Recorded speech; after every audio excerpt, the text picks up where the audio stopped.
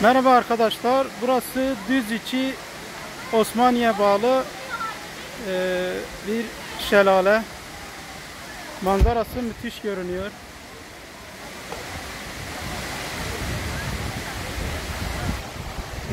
Yaklaşık Gaziantep'ten 120 kilometre uzaklıkta.